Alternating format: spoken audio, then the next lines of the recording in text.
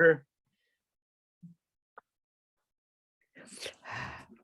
And welcome everyone to the regular meeting of the Cornwall Board of Selectmen.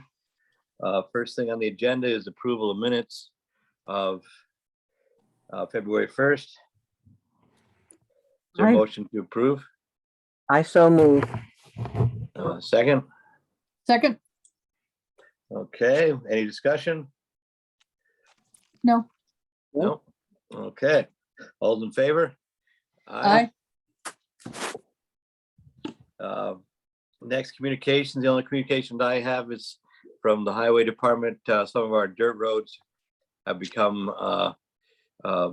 rutted up, and because of the freezing and thawing we're having, we're supposed to get an inch or more rain later in the week. So we have posted those, restricted those roads to local traffic only, and asked people to use paved roads, not the dirt roads, if they possibly can, until we get a chance for them to thaw out.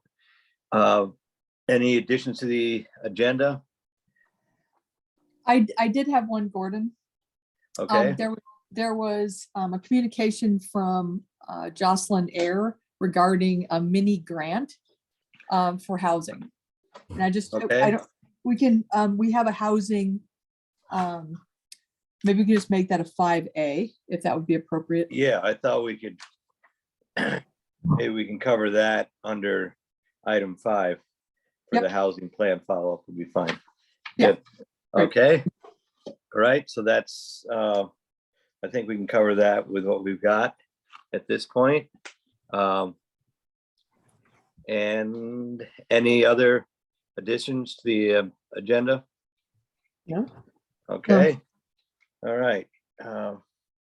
So then moving into the agenda, we have, first thing is COVID update. Again, a lot of the numbers are, the infection rates are going in the right direction. They're decreasing.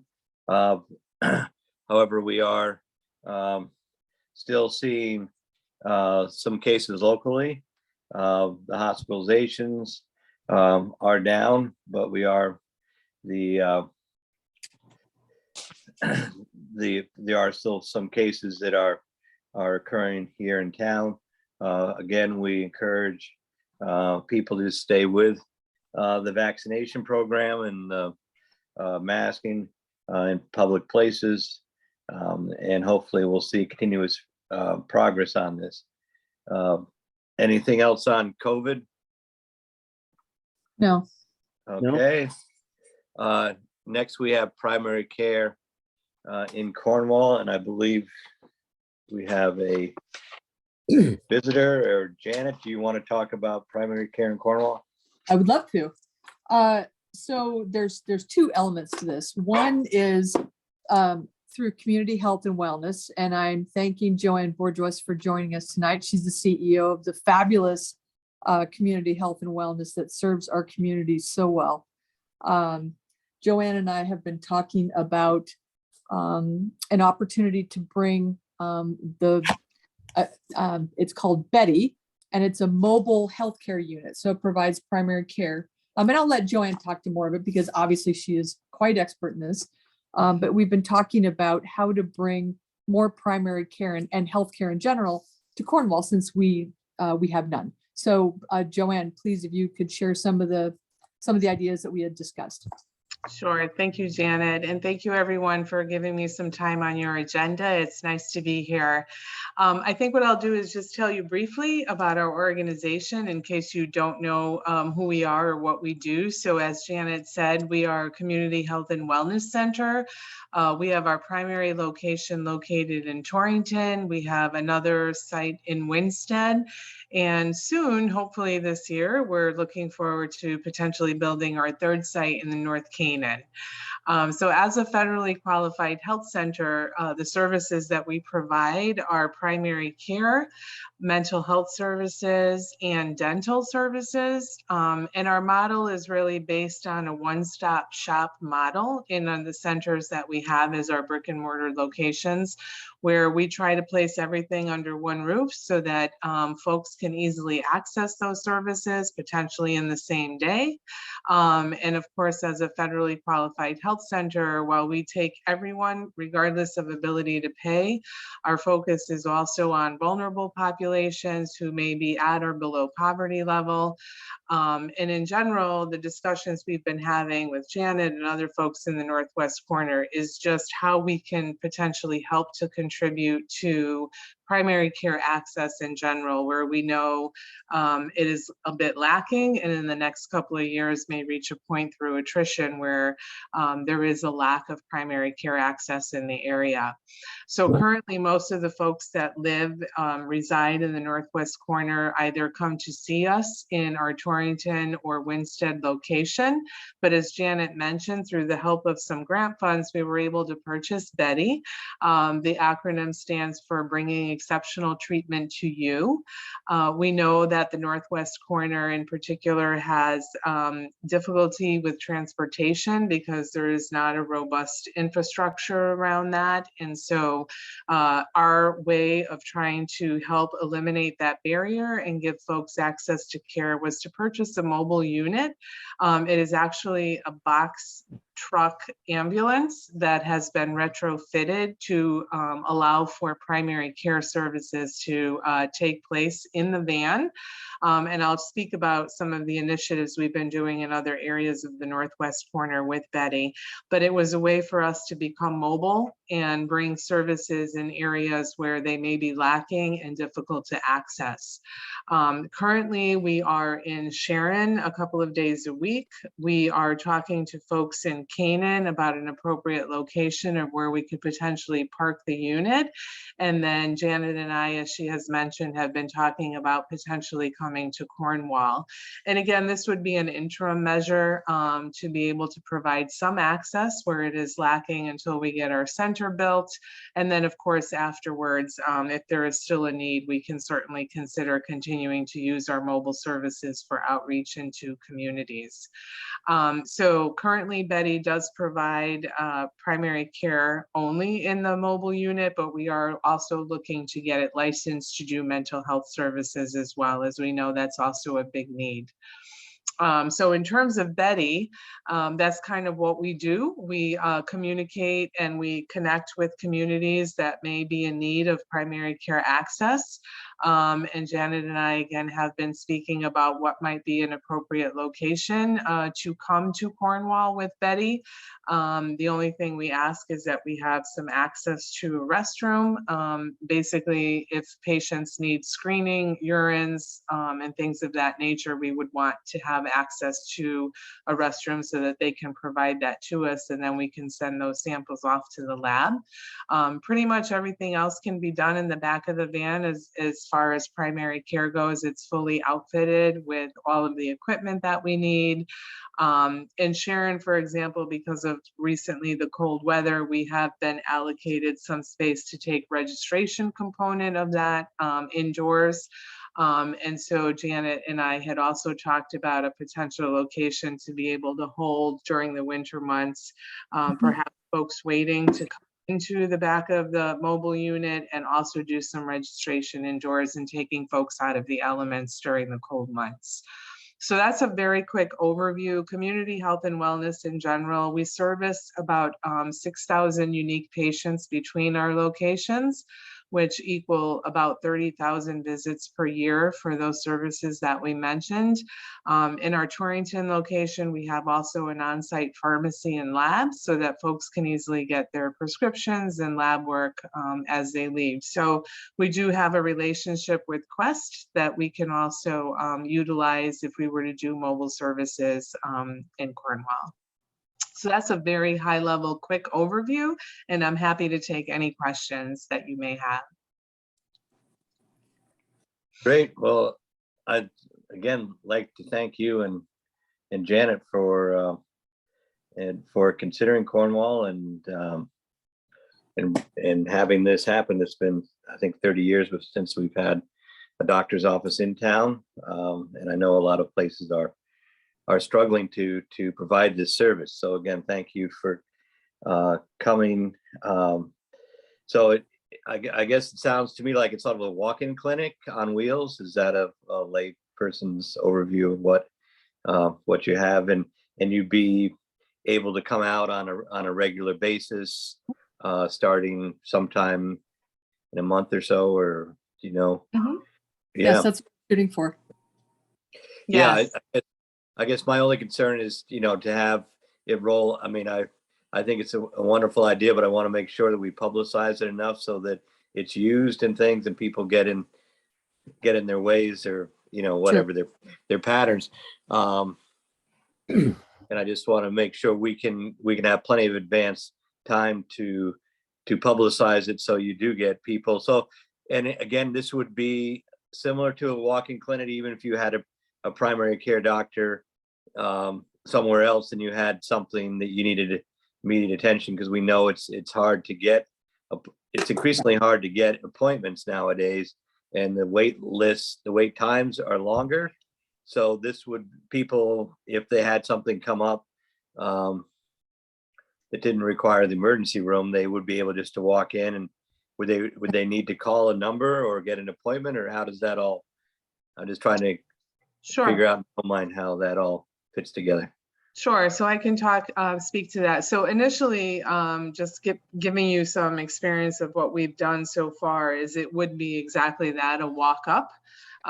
We certainly do try to take some time to promote the services so folks know where we're located. We would try to make those days and times consistent to make it easier for that communication and for the community to access us. And initially, it would very much be a walk-up type service. Ideally, what could happen after that is, as we see folks and we need to schedule follow-ups with them. If they don't have a PCP, we're happy to do that. And so on that particular day of the week, we can schedule a 2-week follow-up or whatever the need may be based on what the patient presents for. And we certainly welcome those folks who may be walking up to get services because they can't access them elsewhere, as you alluded to, or because the wait times to get into their own primary care office may be lengthy.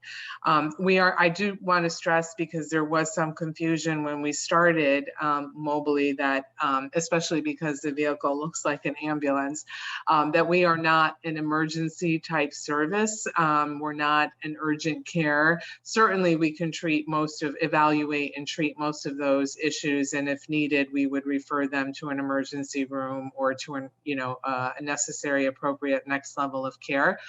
But we would be wanting to be careful about how we promote the services, so folks are of the understanding that this, if you're experiencing chest pain, it's probably best that you get to the emergency room or call an ambulance before you come to us, and then we tell you to go ahead and do that. It's just a time saver in those instances. And certainly want to make sure that folks who are experiencing emergencies are calling the appropriate 911 or getting the help that they need most immediately. So yes, initially very much a walk-up type service.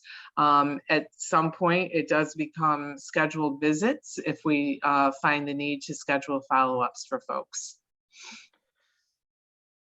And just another thought off the top of my head, which is sometimes dangerous, but I was just thinking, when you talk about vulnerable population, if it's a site to maybe consider, is we do have a senior housing place in Cornwall Bridge. It's the intersection of Route 4 and 7, which is also pretty convenient to people living in Kent who've just lost their primary care. So just a thought, because there you have, a pretty good congregation of people, that would be in walking distance to Sure. this facility. And so, I mean, again, I'd be glad to help talk to the people that run that to see whether that's even possible or whatever. But just off the top of my head, I know you may have some places already figured out, and that may or may not work, but just to let you know, that might be a place with instant benefit to the people that live, Mm-hmm. in that elderly apartments. So just a thought. Sure. So Sure. Yeah, Yeah. We have talked about two places. I mean, we talked about, potentially, either in West Cornwall and Cornwall Bridge, but having, more than one location. yeah. Mm-hmm. And certainly, I leave to you as the residents in town knowing more about what is the best location for access for us. And certainly we'll work with you on your input in terms of where best to locate us so folks do have the best access. We do service, we try to locate ourselves in Torrington.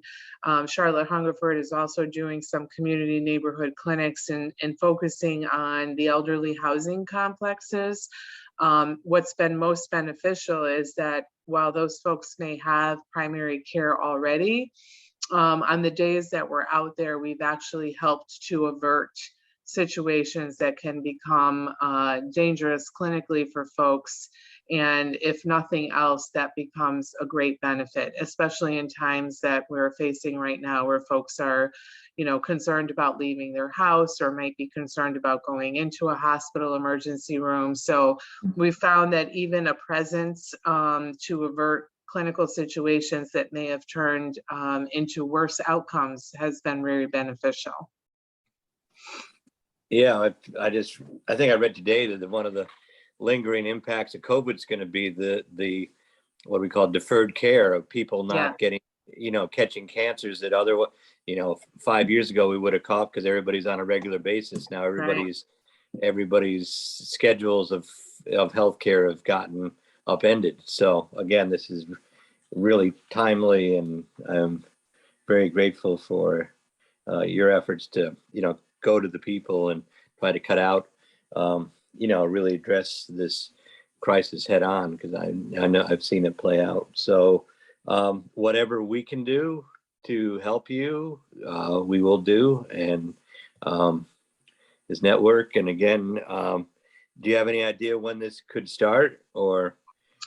So what I had left to do to get back to Janet was to just confirm our availability. We have, still firming up some time in Canaan as well. And I think that we might have some additional day that we thought we were booked available. So as soon as I can get that schedule of availability together, my promise to Janet was that I would send her that, and then we can talk about a consistent day and times. And if we need to say, if we're there a full day, or, even like a 6-hour day, if we needed to start in one part of town for a few hours and then move to another location, that would also be completely doable.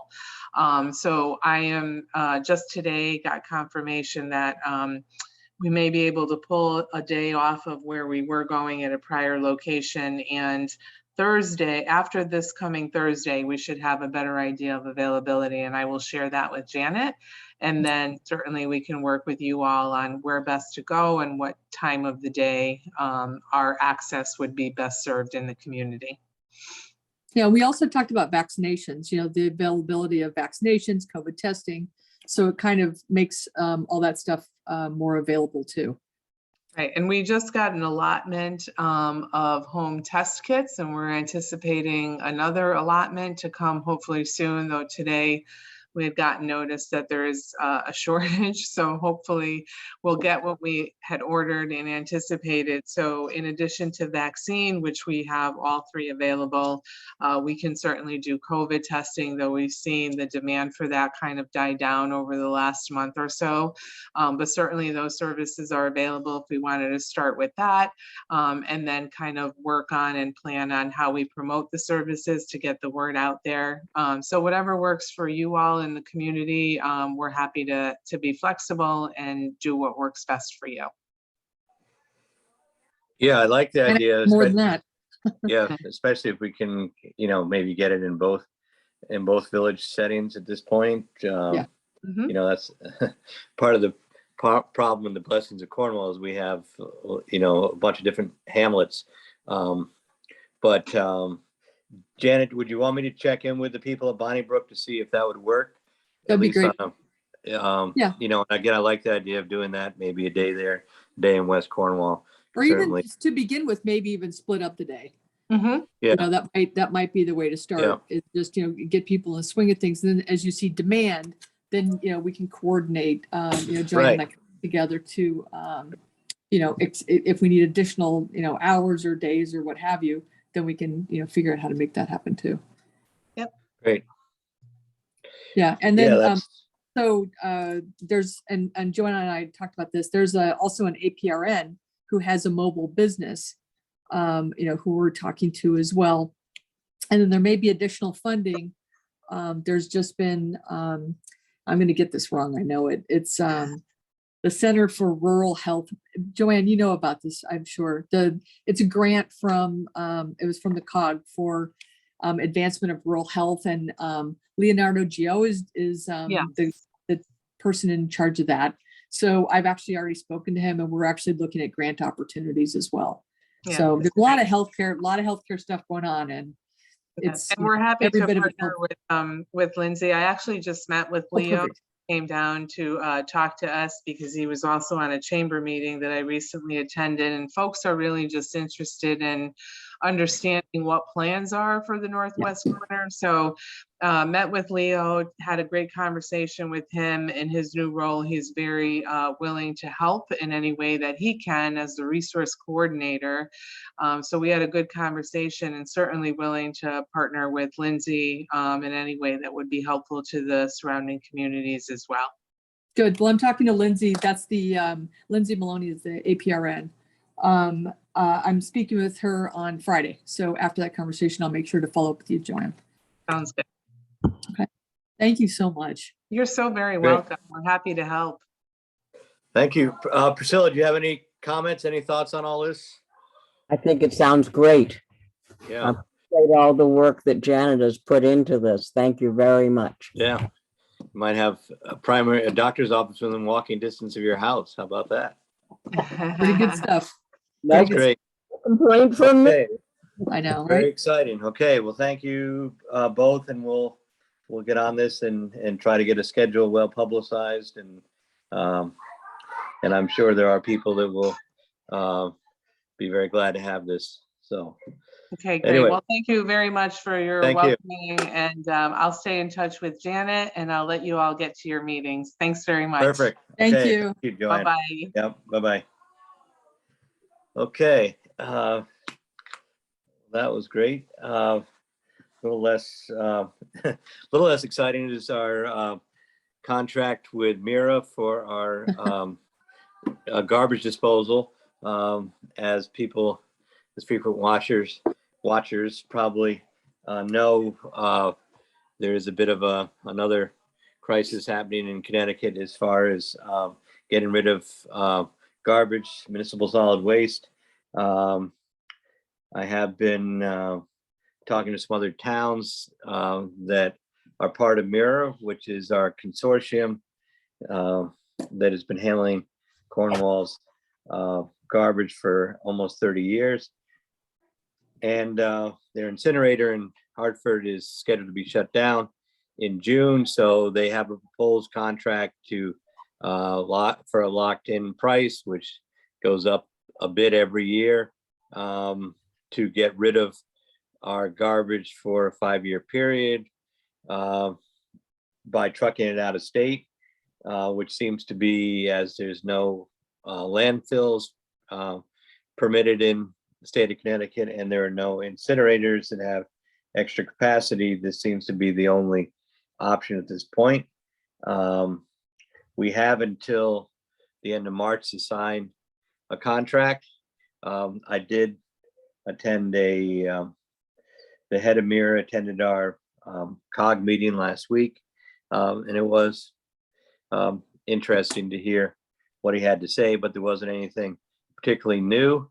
So I did say I did talk to some of my fellow town leaders, and there is an inclination to go with this extension of contract with Mira, which actually our contract now enables us to opt out of this. And if we sign the new contract, we would commit for a 5-year period to do this, get rid of our garbage this way. And we will see, as we said, an increased tip fee for garbage.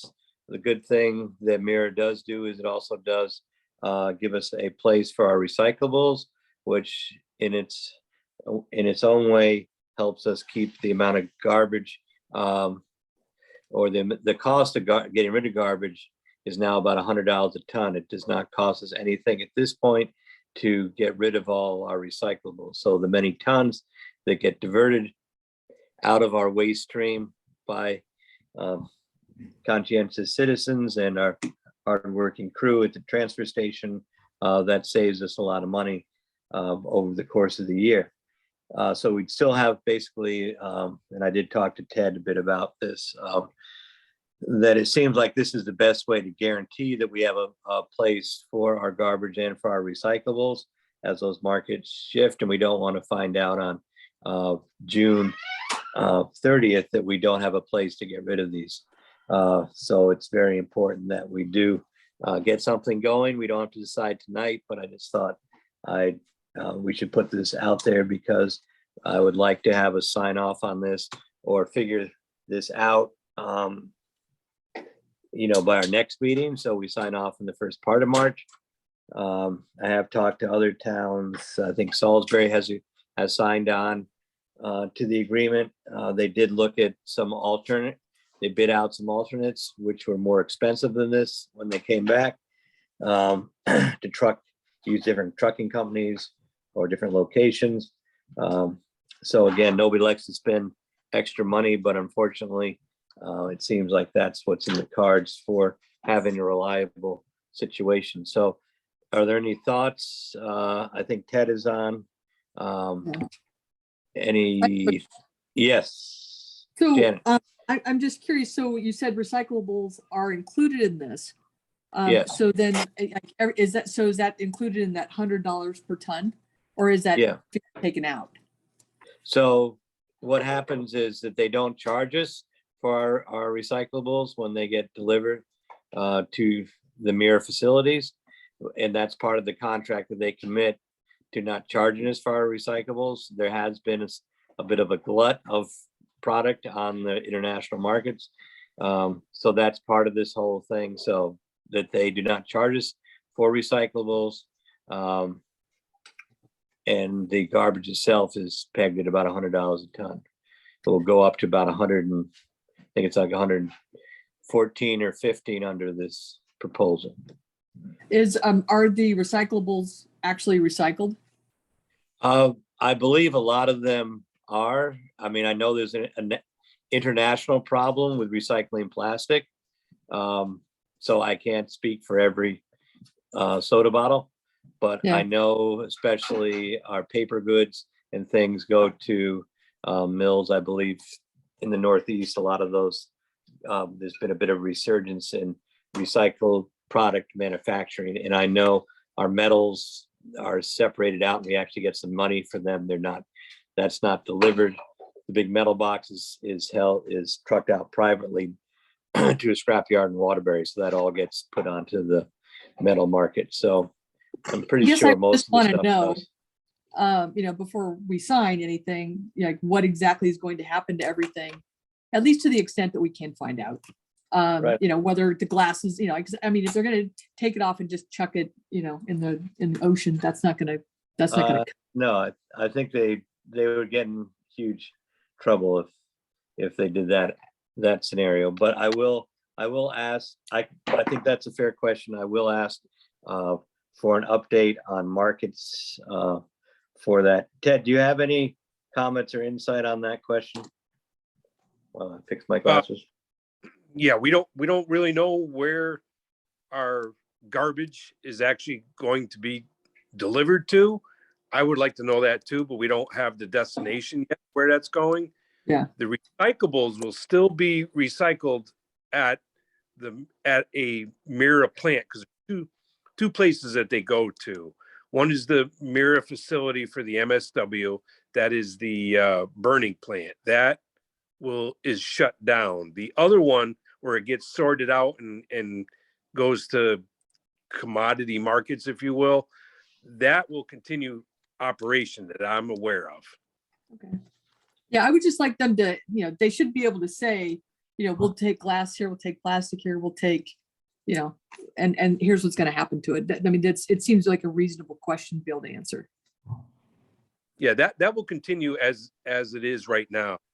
Okay. We just don't know where the MSW will go, that the brown container at the transfer station where your household garbage.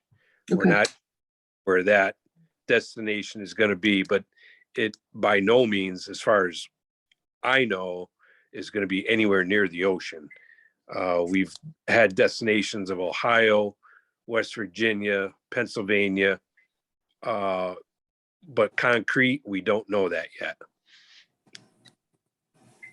Yeah, I'll try to get a hold of the head of Mirror there and ask them if they can give us any update on that. I just have one more question, Gordon. Sure. I'm curious, it would behoove us to have less food waste in our garbage. So I'm curious kind of where we are in the situation with the composting, because the less we send, the less theoretically we're going to pay also. Yeah, interesting. Ted and I just talked about that also today, and I mean, I don't know. I think there's reasons to pull our food waste out, and I think it helps a lot of things. From the experience we're getting so far from our neighboring towns that are doing it, that it's probably going to wind up costing us more to pull at using the current vendors that are out there. It's going to cost us more to pull food waste out of our waste stream than it will be to send it off to somewhere over the horizon at this point. And that's too bad. And a lot of it is just because that system hasn't been really set up yet. I know Salisbury and Curtis Rand have applied for a major grant to do this from DEP.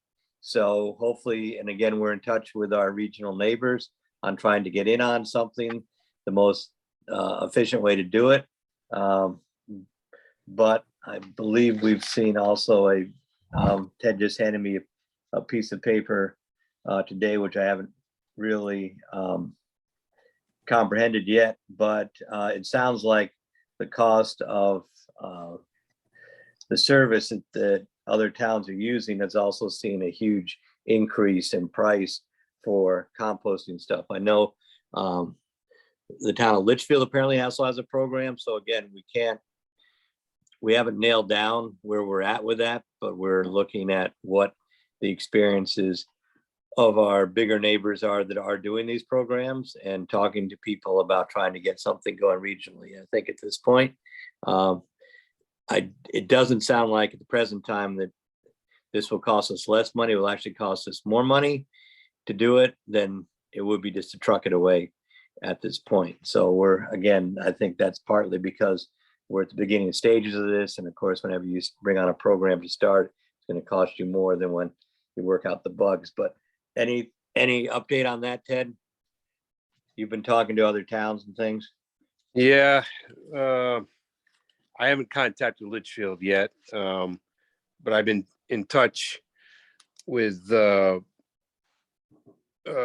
Salisbury, Brian Bartram up there, and he gave me, out of 9 months of doing the food scrap collection, the 9 months they have estimated 12.2 tons of food waste. At the price of a food scrap, cost per ton was $751.17. A regular MSW, which is your garbage, tip fee per ton is $105. So when you, Sorry, Ted, could you repeat that? I think I missed something there. out of an estimated weight in tons for 9 months, actually he put it as 0.875 months because there wasn't quite a total of 9 months. The total tons that were taken out for food waste was 12.20 tons. Food scrap cost, that's what was taken out. What it costs to have a company come in and take it away was $751.17. For that same 12.20, the MSW tip fee per ton was $105. So do the math in that. You're losing 600 and some odd dollars by trying to do the right thing, as far as I see. So Like, I just wonder if there are, grants that we could, take advantage of, or, I mean, and you know what, we can't necessarily think short term. It's something that's important enough where we may have to, raise some funds, do some grant writing or think creatively, but 12.2 tons is not nothing. And it is the right thing to do. So maybe, we would have to pay a little bit more, but I don't think it would be an unwise venture. right, for that, and the other 4 towns that we had a Zoom meeting last week that Brian set up with, I think it's CET, this company out of Pittsfield, who are going to try to help us with the 4 towns to get together and come up with a regional program. I'm not sure that really helped us out that much. They deal a lot with communications with companies, restaurants, hospitality places. Mhm. Again, Cornwall, we don't have a whole lot of that. So, and the ones that we do, the schools, our school has their own compost program. And to get, some of our places that might be interested, again, I'm not sure it would be all that feasible. You're talking in Salisbury, you got Hotchkiss School, you got many restaurants in Lakeville and all over there. North Canaan, we heard from Denny Light up there, who's in charge of North Canaan. His monies right now, he said he has 0 room in his budget for anything. So that almost takes him right out of the equation. And for this company out of Ridgefield that comes up to service Sharon Salisbury right now, who they are in business with, for that price to drop down considerably, he would need to have 4 transfer stations. We have to have somewhat of an idea how much we would generate. In Falls Village, Tracy Wilson, who's in charge over there, she said, I forgot the exact number, but out of 130 households, she said there's no way that I can convince everybody that this is the way to go because it's so high a cost at this time. So, it's in progress, but we kind of got back on our heels there a little bit because the numbers just don't work right now. So we need help. We need help from the state. We need the DEP to help us out with that. And, with some grants, maybe easing up on the restrictions might be a little something that could happen. I don't know. So it's still in progress. Okay. Where would be a place where you need help, Ted? I mean, where could, for example, because this is something that obviously, I'm a voracious composter, which drives my family bananas. But, this is important. And, if there's something that I can do, I'm happy to help write grants. I'll stand up and talk to anybody. If I need to go to a meeting, let me know, what I can do to be of assistance. All right. Well, obviously we'll, definitely keep that in mind. I think, again, the restrictions that the state puts on now in Falls Village, Tracy Wilson there, they have a compost program that they do on their own, but not with food. They have a leaf composting along with small brush, less than 3 inches in diameter. The town comes over, they chip it up, they put it in a bunker, if you will. They applied for a state permit to allow food to be introduced into that, so that way they could keep the compost pretty hot. Immediately turned down, immediately, without even an application. Is that deep, Ted? Yes, That's it was. deep. They just said, no, that's not feasible. You're no way. So with that in mind, I don't know where we stand with that in mind. Tracy's beyond her point where, what do you want us to do? So, I think that's something to be, something to think. Yeah, I think Curtis has applied for a substantial grant from DEEP and again, my feeling is that this needs to be sort of a regional effort. And I think Salisbury and Sharon probably have the most amount. They're already partway into a program. So again, keeping communications open with them on a couple different levels is a good thing. And I think we're working together with them. And Curtis has talked to the people. Again, he applied for a grant, they turned him down, but he said, come on, we're ready to go out here. So Right. he's on it. He's committed to it. And I think, again, the fact that they can have both of their towns in a concentrated area, producing more product, both towns, Sharon and Salisbury, bigger than ours, but we're also on the way there. That again, pegging us, working together to try to get a route together for however we do this makes the most sense. So again, I think it still remains a big priority. The initial numbers came back, are discouraging, but not surprising. Because it takes, part of the reason it's less expensive to get rid of the garbage is because there's a lot more of it at this point. And when you're trucking, it's all about trucking. It's all about quantity. It's all about all that. So again, we have a couple other leads that we're going to pursue. And I know, back to Mira, this is all tied in, it's all connected with that. And I did talk to Maria Horn this morning on some other issues.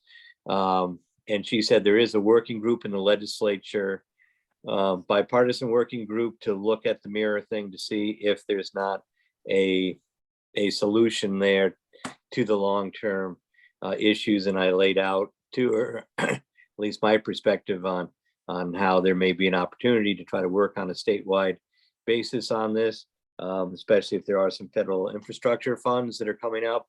And this does affect most of the municipalities in the state, including Hartford. So, this is 700,000 tons or something, an incredible amount of garbage is about to be trucked out of the state. It's major. So anyway, thank you, Ted. Thanks, Ted. Any other thoughts on that? And again, this will be back on our agenda next week, and probably for the foreseeable future, as one of our goals is to get some kind of practical composting operation in place. So we'll continue to work on it. And I know we have some partners that are looking at some regional solution that we will be a part of. Okay, so anything else? All right, thank you. Next is the budget hearing. And we are going to present our budget to the Board of Finance this Thursday at 7 o'clock. And that's by Zoom, so people can participate and see what we're doing with that. And people are encouraged to see that. And then once we go to the Board of Finance, we will at some point get a draft. We will get that draft up on the website so people can see what we're talking about. Again, our budget has changed a bit from last year. We made some adjustments to what we're doing and put in some money for things like composting and other initiatives. So anyway, we look forward to talking to the Board of Finance. We had a good presentation from the Region 1 Business Manager, Sam Herrick. Last week presented their budget to the board, to the Cornwall Board of Finance. And again, people are encouraged to attend that, watch that if they have any questions where we're at. We will have a budget hearing in April once we get more refinements to our budget. And I did hear from the governor, did present his budget to the legislature this past week. and he has called for no cuts to municipal aid for municipalities. So again, that's reassuring. Cornwall does not get a lot of state aid. We do get significant road aid, and it's just good to know that the aid that we are getting will be there, so we can budget for it early in the process instead of waiting to hear from Hartford what's up with that. So anyway, that's coming up in 2 days. So any other thoughts on our budget? Comments? Next, we have the housing plan follow-up. And again, the town was made aware this week. There's a new housing advocacy, regional housing advocacy group, which is, I believe, based in Litchfield, but it covers let's see, there it basically covers the Region 1 towns, and includes also Warren and Goshen and Norfolk are eligible for a small town grant to help us with our housing and again implement our housing plan as we have done that. So again, it's nicely coincidental that that was on our agenda to now we got a plan, what are we going to do with it, how do we implement it? So I was able to talk to Jocelyn Ayer, who is director of this organization, the Center for Housing Opportunities of Litchfield County. She formerly was a planner at the Council of Governments and actually did a lot of the work on our 2020 Cornwall Town Plan and Conservation Development. So she knows the town well, she knows our interests, she knows our efforts in housing. So I had a good talk with her and Maggie Cooley on next steps. And clearly there's a couple of things that are front and center as far as what we need to do to take the plan off the shelf and make it a working document. So the thought is there is going to be some work for planning and zoning to do as far as accessory apartments and accessory dwelling units, which we will not have a major direct role with. But there is also the idea of setting up a housing, either a Cornwall Housing Commission or a community housing trust is called for in our plan, and that is put on our desk. So again, and I have had people volunteer to be on that, which I think would be very good, but I think it's also important to have an idea of what we're asking people to do before we ask them to do it. And there are, believe it or not, in Northwestern Connecticut, there are varying mechanisms, varying techniques, and varying organizations. I believe some towns have 3 or 4 housing different housing groups. And again, there are some good success stories out there.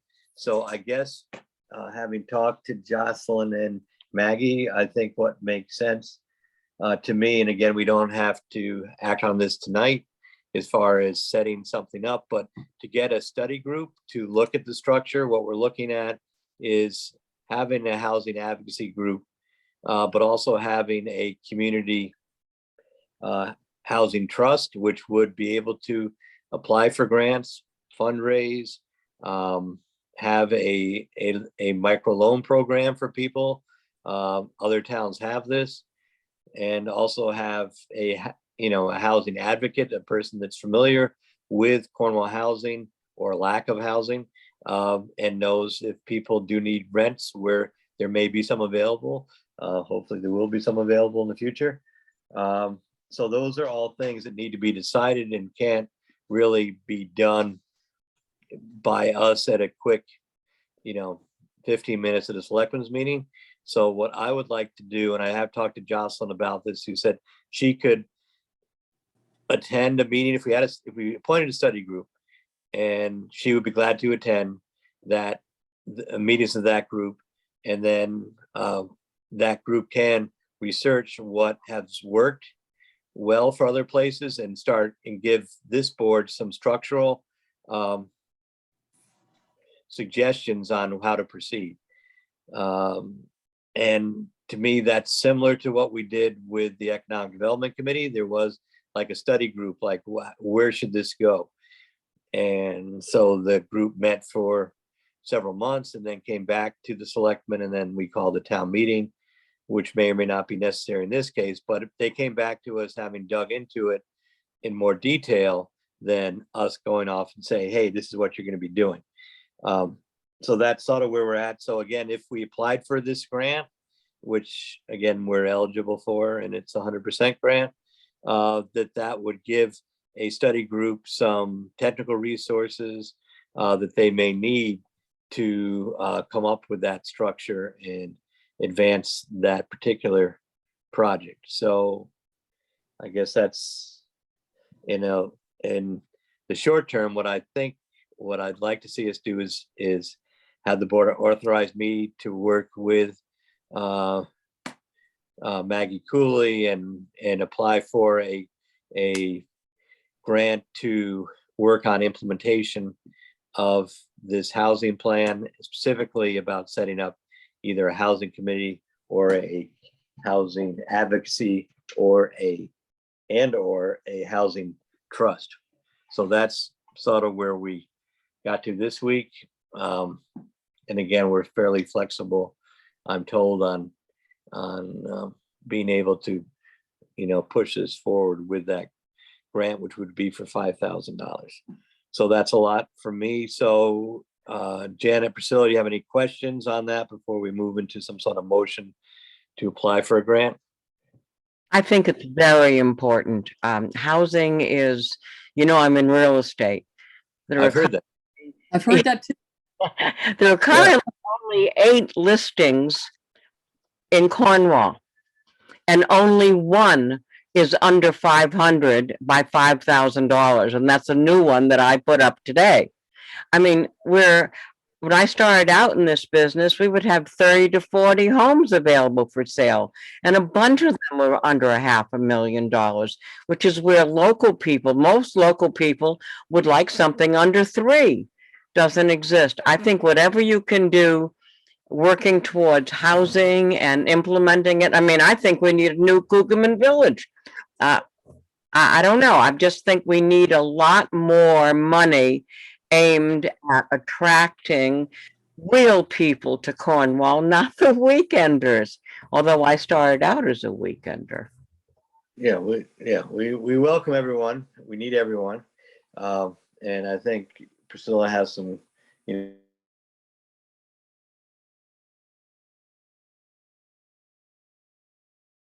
with the incredibly, tight housing market. And again, we've said before, this is not just happening in Cornwall, it's happening throughout Litchfield County, it's happening throughout Connecticut, it's happening throughout the country. And they're projecting prices are going to go up another 20% this year. So yeah, and and if I had to bet, I'm not a betting person, but if I had to bet, I would think that's entirely likely. So I think this is good. So I think that's the next step. If we can apply for the grant and then maybe think of some people to be on the study group. Again, we've already got some volunteers, try to get that launched, get a grant launched, get the study group done, and again, move towards implementing this plan in concrete ways. And one of the things is doing the legwork and getting the housing community trust going, because I think people would donate to that. Other towns have seen success with that. And I think also there may be grant opportunities out there that we could pursue. Again, knowing that we're in an incredibly tight market. Are you looking for a motion? Sure. Okay. Yes. I would move to authorize Gordon to apply for, to be I guess, authorized to apply for this grant, the $5,000 grant. From I- the That's that. Center for Housing Opportunity. Yes, that. Yes. Those are a second. Second, Yeah, and I think, again, it's really, these are not easy. These issues we're dealing with are not easy, but we are lucky to have really good people working with us, not only here in Cornwall, but having longtime friends like Jocelyn that know what works in this area and ways to move forward. And I know her group is modeled somewhat on the efforts they've made in Fairfield County to do this very thing. And if you think the housing market is tight here, go a little farther south in Connecticut, and that's probably one of the hottest, most expensive real estate markets in the country. So again, there are people whose experience we can, and there's a lot of success stories too. I mean, it's not, we wouldn't keep doing this if we didn't have some successes. So there are resources, there are people, and I think it's great that Jocelyn's able to check in and tailor some of these things to our small towns. Okay, so any other thoughts, any other comments on a grant? All those in favor? aye. Okay, unanimous. So again, I'll apply for that grant before our next meeting, and then our next meeting, we'll start talking about some appointments to a housing study group. Again, this doesn't have to be a huge committee in terms of timeline, and I think if we can focus it in pretty much on implementing the plan, and specifically this idea of housing community trust, I think would be really good, and a housing advocate. So again, tapping into some of our talent here, I think would be really good. Okay, so I think that's where we're at. Anything else about our housing plan? All right. Well, thank you. Next, we have the Busatonic Railroad Vegetation Management Plan. We got notified of the plan. Their vegetation management plan was submitted to the town by their contracted pesticide application company, who said the only way you control vegetation on railroad tracks is, not surprisingly, with herbicide. But of course, that's their company. So we all know years ago, the railroad used to come by with a mower on the back of one of their engines that would actually do the mowing mechanically as opposed to spray. But anyway, they've chosen the chemical route at this point, which is disappointing to us. But this is pretty common throughout the country.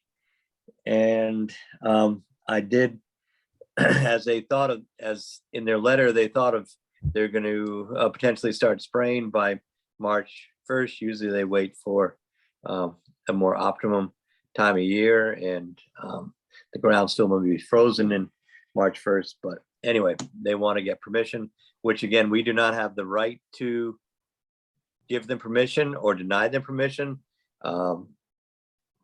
What we do is we only have the right to make suggestions and comment on their plans.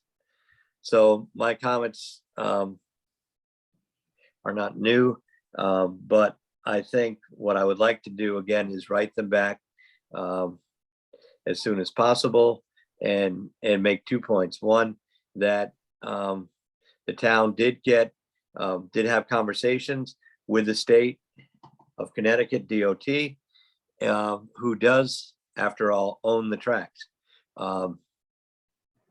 So just to reinforce that thought, the property that the railroad operates on, the rail bit, is owned by the state of Connecticut DOT. So it's not private property, it is public property, which is leased then to a private company that operates their rail line on there. So it was suggested in one of our many conversations that the town could apply for no spray zone, which we have applied for, surrounding the villages of West Cornwall and Cornwall Bridge, because we did not frankly see the need for massive sprayings of herbicides on tracks that were basically vegetation clear because of years and years of spraying. So I would like to remind this new company that we have applied for, and we have had correspondence endorsing the idea of no spray zones in our villages. And also to make the comment that we would still like, before any more herbicide gets put on the tracks, we would like the ongoing issue of dead trees along the tracks taken care of. Before they kill any more vegetation, they should make safe the trees that were killed years ago by overspray of herbicide, especially north of the village in West Cornwall. And it is somewhat ironic that the state did take down a bunch of trees at Busatonic Meadows, when the trees we requested they take down, the trees that were obviously dead and hazardous, have not been taken down, even though we've notified DEP and DOT for years that these are hazardous trees. So again, I don't want to bring up raw wounds, but it is something that I think that needs to be dealt with, and the town did have to pay to take down a substantial dead pine tree adjacent to the tracks on River Road this fall. So it does cost us money when things are when vegetation management is not done properly. So I would include those two main points in my letter to this company as commentary, and send these on to our state representatives and our leaders of our commissioners of DOT and DEP, with any other thoughts you might have, as both of you live adjacent to the tracks. Any other thoughts on what to say about their plans? Was there anything more that we can do as far as, raising awareness in towns, so that, would it be beneficial for people to write letters, and to whom would they address them? I think it would be good to write to the head of DOT and the head of DEP, because again, all this track is adjacent to Busatonic River. And as we said before, we like to be a green town, not a brown town, Right. if possible, compost aside. But anyway, we can get those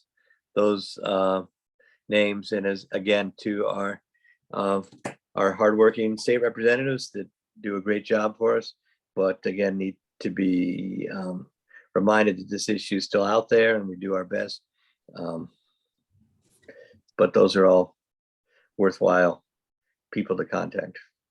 One other thought, might it be worthwhile to have no spray signs, no spray zone signs in the areas that we don't want to have sprayed?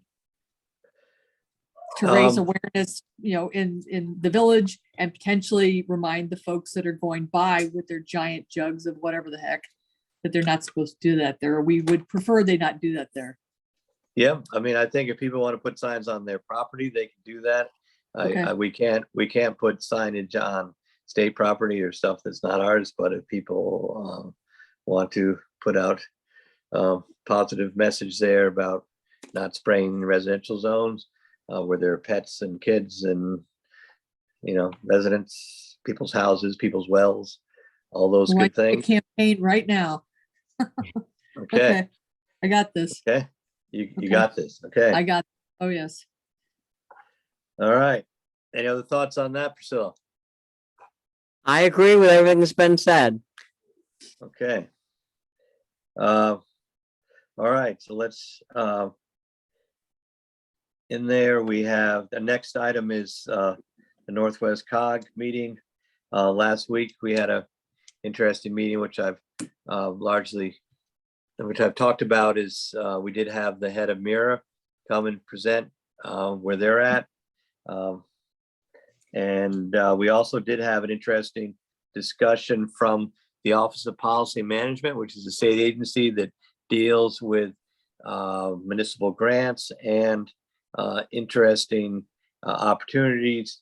And what's interesting is the head of OPM who attended, as well as a representative for the Department of Transportation, said there are some interesting infrastructure grants that may be available, and his office can try to make it so that towns can access some of this funding for bridge programs or road programs. And one of the things they talked about was culverts, which sort of, we have 2 culverts that are sort of next on our list. Most of our bridges are up to date as far as repair, but there are 2 culverts that at some point we could consider. One on Town Street on Millbrook and the other one on Rattlesnake Road at Millbrook. So they don't need to be replaced now. They probably will be at some point. But again, we're waiting for all this funding to fall in place.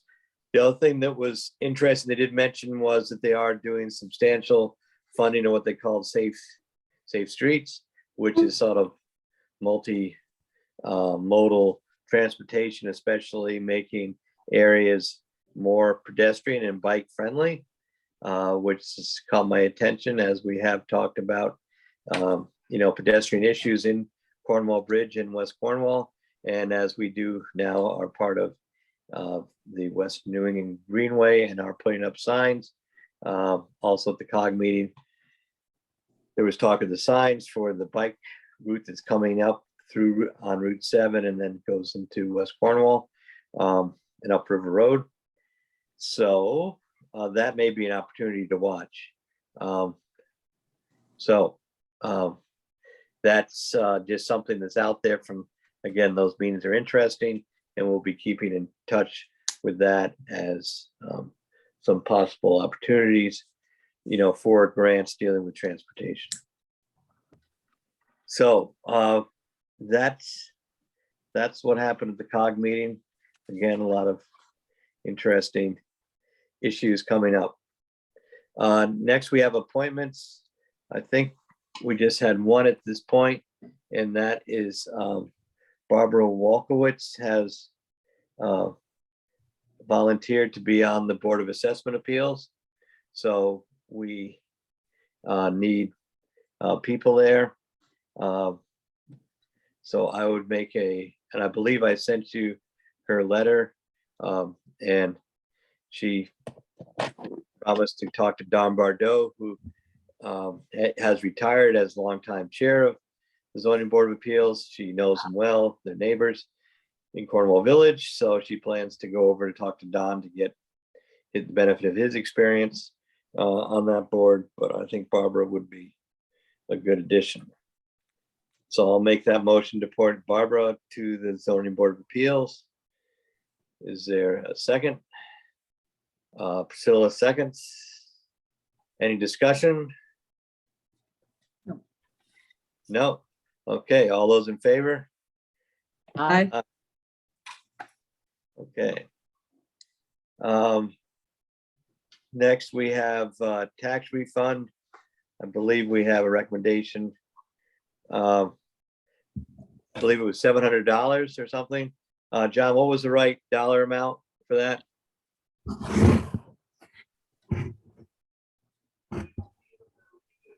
Or was it more than that? $4,465.58 for a duplicate payment of real Okay. estate. Yes, so that is for somebody paid their property taxes twice, and we appreciate people's enthusiasm, but it's not necessary. So on the basis of recommendation from our tax collector, we will refund the overpayment. Good. So I'll move that. Is there a second? Second. Any discussion? All those in favor? Aye. Okay, and again, thanks, Gene, for running a good operation there at the tax collections.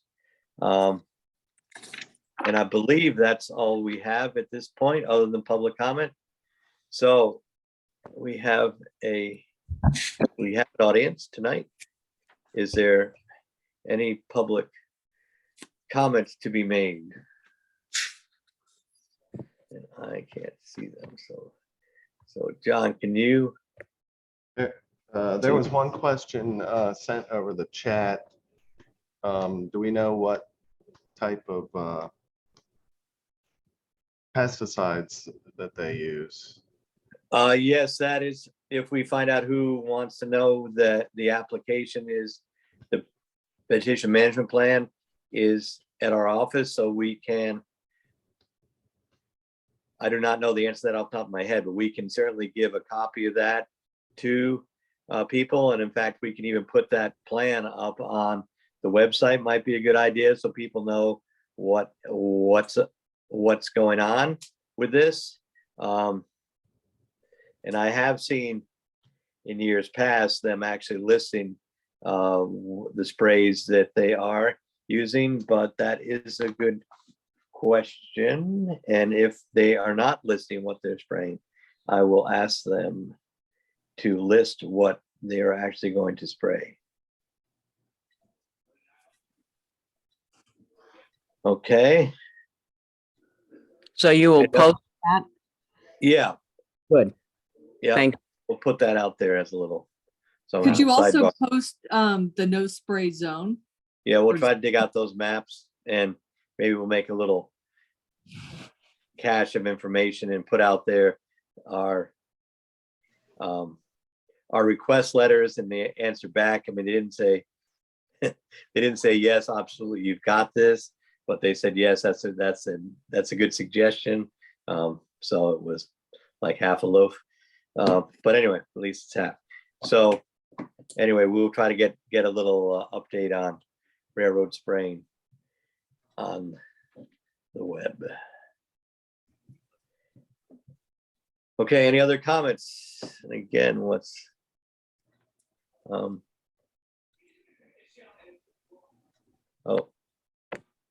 get going. Anybody raise their hands? Questions from the press?